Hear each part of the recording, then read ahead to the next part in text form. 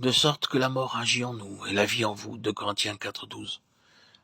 La vie dans les autres par notre mort, le voilà le résultat pour les autres. Il se manifeste dans la vie des autres. Peut-être, auditeur, auditrice, désires-tu gagner tes âmes, les amener à Christ?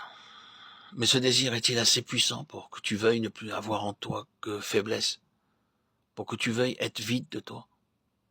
C'est ici le vrai sacrifice, le véritable oubli de soi, le complet effacement, l'esprit de la croix, la manifestation indéniable de la vie de Jésus en notre corps mortel, la naissance en nous de cet amour immense qui conduisit Jésus au calvaire pour que nous ayons la vie divine par lui. Pour gagner des âmes, il n'y a qu'un seul moyen, le sacrifice. Pour gagner des âmes, le Christ donna sa vie. À notre tour, nous devons être prêts à donner la nôtre pour devenir des vaisseaux que sa vie remplira et gagner ceux qui nous entourent. Si nous avons été crucifiés jusqu'en les profondeurs intimes de notre être, alors aussi notre message les atteindra au plus profond de leur être. Dans la mesure où la mort agit en nous, la vie se manifestera en eux. C'est aussi pour eux que Christ est mort. Et c'est à cela, c'est à gagner des âmes que tout enfant de Dieu est convié. C'est à l'enfantement de vie nouvelle en Christ. Voilà la paternité dont parlait l'apôtre lorsqu'il écrivait aux Corinthiens « Je vous ai engendré à Christ par l'Évangile. Eussiez-vous 10 000 maîtres, vous n'avez pas plusieurs pères. » Aujourd'hui, comme au temps de Paul, les maîtres sont nombreux, mais les pères, beaucoup moins. La mort agit en nous, écrit l'apôtre Paul.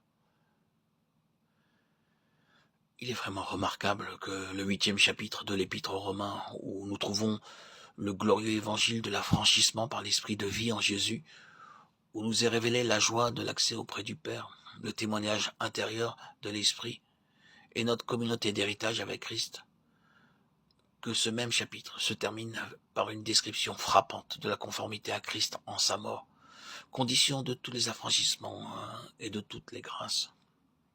À cause de toi, nous sommes livrés tous les jours à la mort.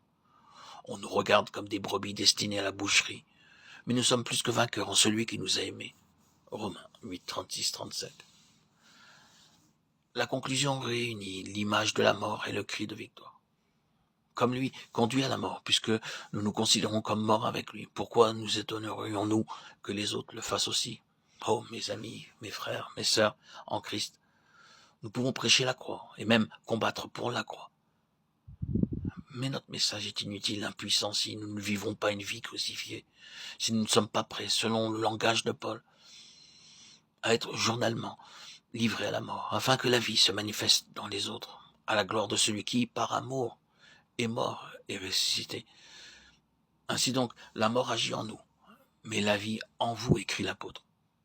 En nous, il y a l'impuissance, la faiblesse, la souffrance, l'accablement, la perplexité, mais en vous, c'est la vie. Qu'il en soit ainsi pour moi, ô Père, puisque cela est bon à tes yeux, qu'il me soit fait selon ta parole.